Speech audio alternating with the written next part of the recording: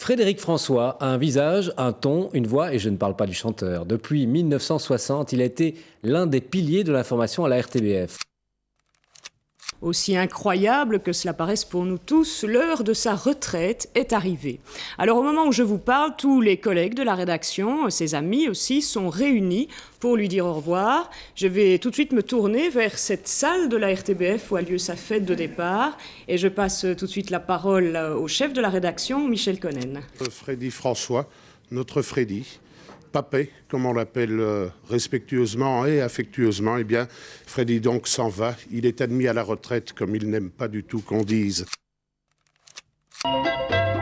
Qui est le Titien? Alors c'est mon petit chien, c'est Titon.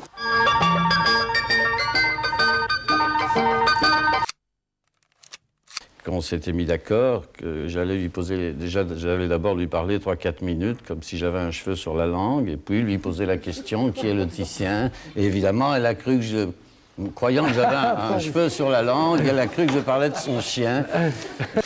Pour Freddy, le journalisme, c'est plus qu'une passion, c'est sa vie. D'ailleurs, il n'a jamais rien su faire d'autre. Il a été, des débuts de la télévision, de ceux qui ont fait le journalisme à la télévision RTBF, la méchante bataille, la moustache pas toujours très bien taillée, mais l'œil toujours insolent, lui. Le premier grand reportage, entre guillemets, c'était les inondations de 53, qui ont fait, vous le savez, plusieurs centaines de victimes en Hollande et aussi quelques dizaines en Belgique. Il y a eu Marcinelle aussi. Il y a eu Marcinelle en 56. Là, c'est une expérience assez dramatique. Quand j'ai eu la chance de débuter un journal, La Cité, en 50, j'ai eu la chance de participer au début de la télévision. Les débuts, c'est toujours beaucoup plus amusant. Et on garde un petit coin de son cœur pour ces débuts-là. Le rire est le propre de l'homme.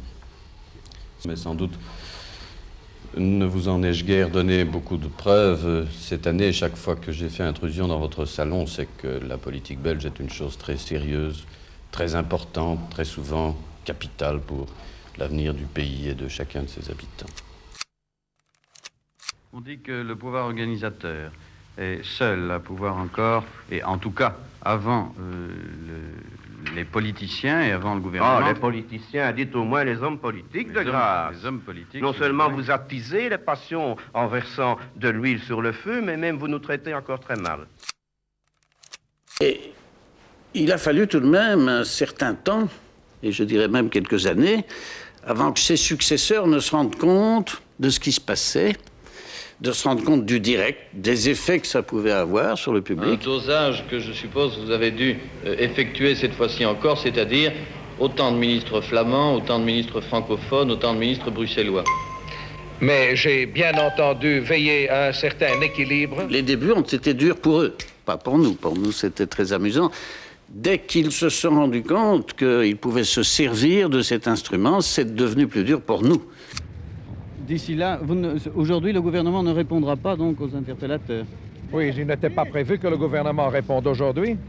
Ce serait des... Attention, messieurs, attention, vous allez tomber. Et ce serait vous qui tomberiez au lieu de moi.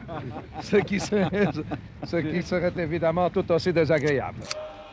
Avec ou sans crocodile, le gouvernement peut maintenant démarrer et on va voir ce qu'on va voir.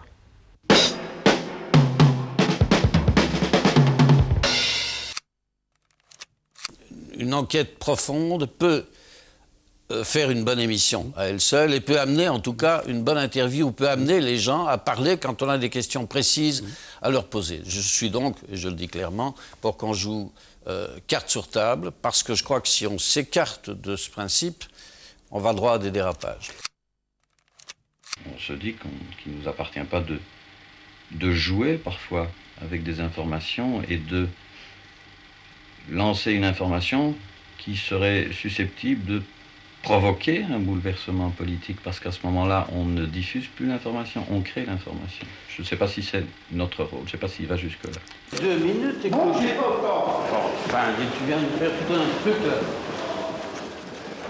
C'est 2 minutes, je suis pas... Je t'ai averti d'avance. Je dois que j'avais 5 heures. 6 minutes, je suis... Je te donnerai une bise à la nouvelle. Ouais, ça, je m'en fous de ta bise. Les hommes politiques, vous les avez côtoyés, vous les connaissiez bien, à tel point que même, et je sais que vous n'aimez peut-être pas de rappeler ça, mais vous êtes passé de l'autre côté du miroir. Ben oui, j'ai voulu aller revoir un peu comment ça se passait là-bas, et puis j'ai tout de même été fort déçu. C'est un métier. Moi, je ne critique pas les hommes politiques.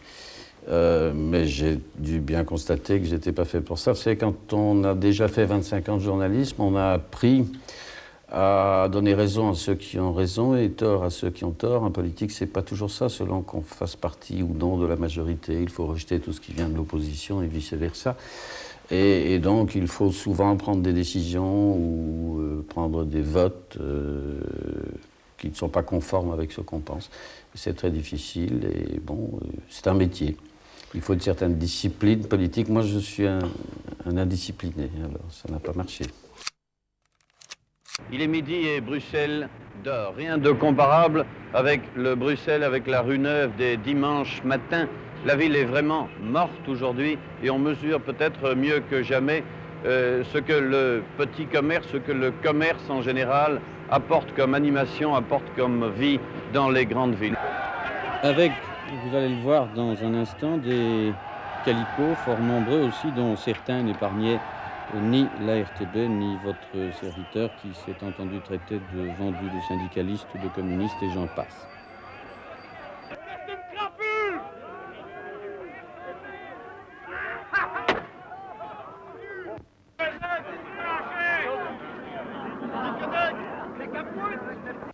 Alors qu'est-ce que vous aviez fait, qu'est-ce que vous aviez dit pour être traité de vendu, de communiste? Vous l'avez vu sur le panneau, voilà à quoi ça tient, de nouveau accorder une valeur péjorative à une expression qui n'en a pas. J'avais parlé du petit commerce, tout le monde parle du petit commerce, et eux avaient vu là un sens, d'ailleurs c'est ce qui est inscrit sur le panneau, c'est parce que j'avais parlé du petit commerce. Alors c'était d'autant plus ridicule que je suis moi d'une famille d'indépendants, que j'ai toujours beaucoup respecté les indépendants. J'ai appris aussi à être prudent dans les réponses que je pourrais donner, mais de toute manière, je mesure très bien aujourd'hui combien il est plus difficile de répondre que de questionner. Il m'est arrivé dans des reportages parfois difficiles, au Congo, au Zaïre évidemment, de demander à mon caméraman de laisser tourner sa caméra parce que nous étions dans une situation délicate, on se faisait embarquer, etc. On ne pouvait pas filmer et donc il était important d'avoir ces images. On entre dans la cité, dans le cœur de la cité, à Matongé. Et c'est là que ce sera l'incident. Des gardes civils se feraient un chemin jusqu'à la voiture de notre équipe et la bloquent. Intervention brutale. Ils arrachent la caméra alors qu'elle tourne encore, ce qui vaudra à Michel Boulogne, notre caméraman, d'être filmé par sa propre caméra. Tout le monde au poste, et puis 2 heures plus tard, grâce à l'intervention de l'ambassade belge et de l'avocat de M. Tshisekedi, libération avec les excuses d'usage. Ainsi va le Zaïre. Celui qui dit que quand il est pris dans une embuscade ou dans une fusillade, n'a pas peur. C'est un inconscient. Je pense que c'est un inconscient, oui. Moi, j'ai toujours très peur. Mais jusqu'à présent, ma main reste tendue. Seulement, je ne peux plus continuer. Ceux qui ne veulent pas comprendre, eh bien, je les ferai rentrer par n'importe quel moyen. Frédéric François a suivi toute la carrière de Mobutu. Si la fin était inéluctable, cette fuite reste une surprise. On n'a pas cru qu'il allait s'en aller comme ça. On a cru qu'il se battrait jusqu'au bout et qu'on n'a pas cru qu'il s'enfuirait. C'est ce qu'il a fait finalement.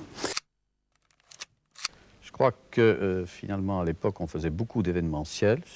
C'était du neuf, et pour nous, journalistes de télé, et pour le public. On découvrait les grands reportages à l'étranger.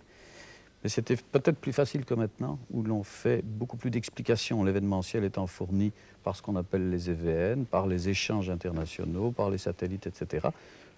Aujourd'hui, je pense que leur reporter belge de télévision doit fournir un travail beaucoup plus intense parce qu'il doit beaucoup plus expliquer. Je crois que pour être journaliste, il faut être sentimental quelque part parce qu'il faut ressentir tout ce qui est humain. Il faut, à travers un événement, aller justement chercher ce qui a frappé les gens. ce qui soit leur fait plaisir ou ce qui leur fait du mal. Et pour sentir tout ça, je crois qu'il faut être un grand sentimental. À respirer des poussières de charbon. Frédéric François sera l'invité vedette de Tour de Chance ce soir à 20h10. Mon cœur te dit je t'aime, je ne sais dire que ça. Je ne veux pas te perdre. Et oui, nouvelle boulette, c'est le Frédéric François, journaliste, qui a été invité à la place du chanteur. Ça m'a surpris. Et à la base, vous êtes bruxellois aussi. Bruxellois, et puis talent, il ne faut pas pousser. Et la mer efface sur le sable. Elle est pas des amants désunis. Alors, Freddy, puisque la culture des roses, paraît-il, ne vous intéresse pas, puisque seul demain vaut la peine d'être vécu, dites-nous donc, jeune homme, comment voyez-vous l'avenir ? En rose, évidemment, mais sans les cultiver pour autant, si vous le voulez bien. Et quand on dit le dernier sujet, je ne sais pas si ce sera vraiment le dernier. D'ailleurs, il y en a encore un qui traîne dans les tiroirs parce qu'il n'y avait pas assez de place, comme d'habitude, dans le journal et qui doit passer demain ou après-demain. Et puis, j'espère qu'il y en aura d'autres, notamment sur ce Congo que j'affectionne particulièrement. Et puis aussi d'autres émissions peut-être plus souvenirs, si l'RTB en veut, bien sûr, à l'aube de l'an 2001. Je crois qu'il y a des choses à raconter sur la Belgique. Et donc j'espère que tous ces projets pourront sortir des cartons. Et j'espère que la RTBF les prendra. Sinon, j'irai voir ailleurs, hein, vous comprenez ?